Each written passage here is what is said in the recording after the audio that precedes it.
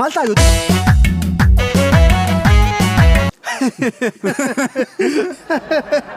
amma dulluba jala jaalalli na qabe naan jettu instructor waa'ee isa jaalalli na qabu tun taane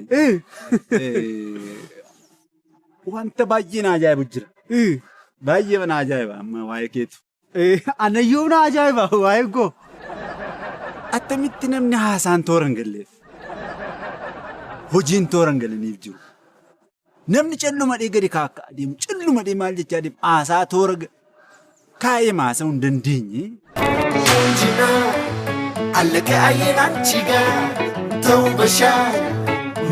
Tiyyaa mucaa akkas bareeddu kanaa wajjiniin yeroo hamma kanaa ture kan jedhu gaaffii gosa guddaa attamitti si wajjiniin cal jettee moo soofdee moo si goyomsiti jennaan immoo yeroo dheeraa wajjiniin jirtu maa inni iccitiinsaa kan jedhu inuma na dhiba dhuguman sitti margoo. Iccitii lama qaba.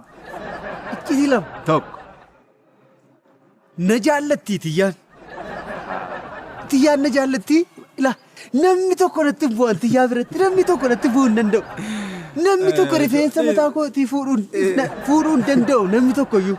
Ergo. Maaliifi jaalalli tiyyaan naaf qabdu isa dhugaan jedhan. Tiyyaanii anaaf jettee dhiira meeqa akka dhiifte beektuu isin? Dhaabadhu maaseen. Dhaabadhuuti haase. Ani eenyudha beektaa? Inistiraaktar mootummaadha.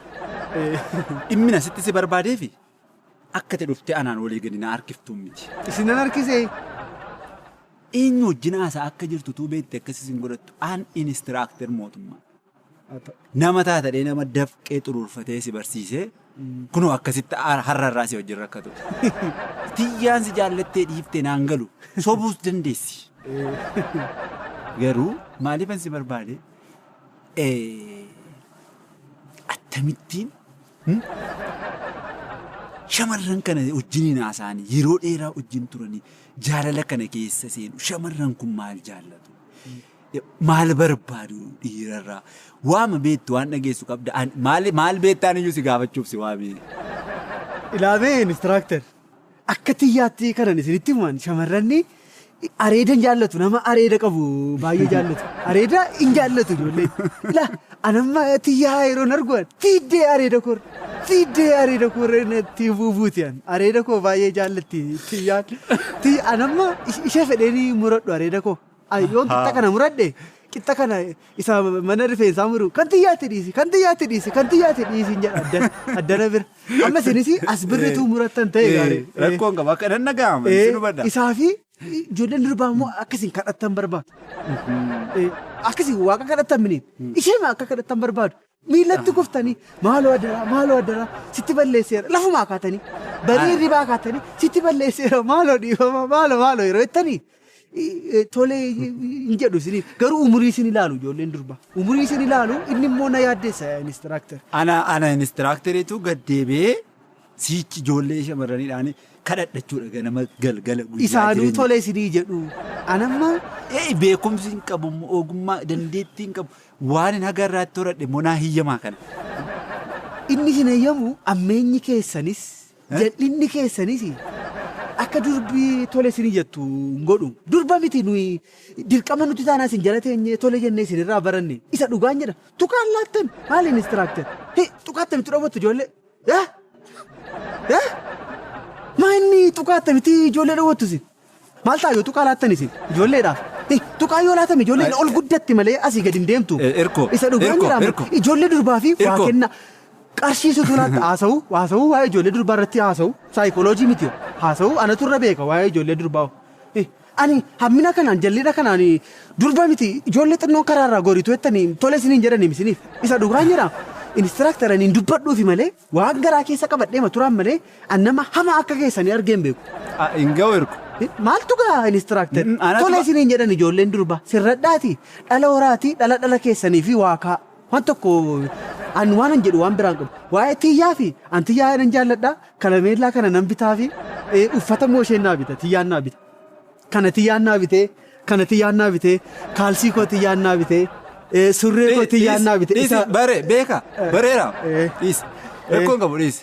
Isas tiyyaan naa bita rakkoon qabuuti. Tiyyaa anammanii tiyyaa matuu na danda'an anna baatee tiyyaatu. Anamma maallatti himta maal beekta jedheessi waame anuu reefuun sammuutti deebi'ee kaaniin na qabee manumayyuu.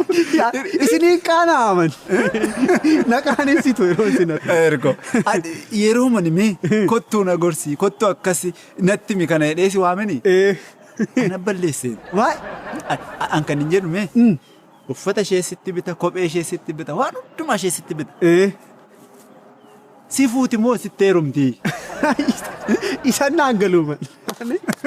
Ana jaarsummaa erga ta'e isheetu erga ta'e ani eenyu? Ani maali inistiraakter? Ani in heerumta jedhama laa akka aadaa keenyaatti dhiirri immoo akkas ta'uu hin qabu. Dhiiratu itti bitaa. Dhiiratu akka aadaa keenya isa duriitti akkas godha malee ati na gorsuu hin dandeessu. Eessaa fidee itti bitu? Dhaggeeffadhu gaa baballeessiteetti atiyyuu dubbiin badeera. Badeera waan tokko falan qabu sila badde immoo situ. Maal keessaniin arge beektu inistiraakter? Nan arrabsin. Isiniin arrabsu. Si waameen dhuftee na arrabsitee waan garaa kee keessaa jettee kaakkaatanii naxxe gadi. Hin deebi'u immoo. Atis hin deebi'u. Ati mee? Ana balleessee maalati maal goote? Maal gooteeti? Dhaloota akka keetii jiraasoo ana balleessee. Anoo waan naa galee anoo na kabajanii asitti na waamtanii isa natti haasoftanis gammadeeni. Hammeenyuma keessanii isin keessatti argee inistiraakter. Waama sii godheen beekuu yamman. Tuu waa sii bitee akka itti natti tolu. Dhugaamoo? Kottaak xiyyaana kaffaltu anoo hin qabu. Bakka bakka fayyadamu taasifatu taayaan hundumaa jigaa hayyaatiyaan yaa gulbiyaan kan gara kunii.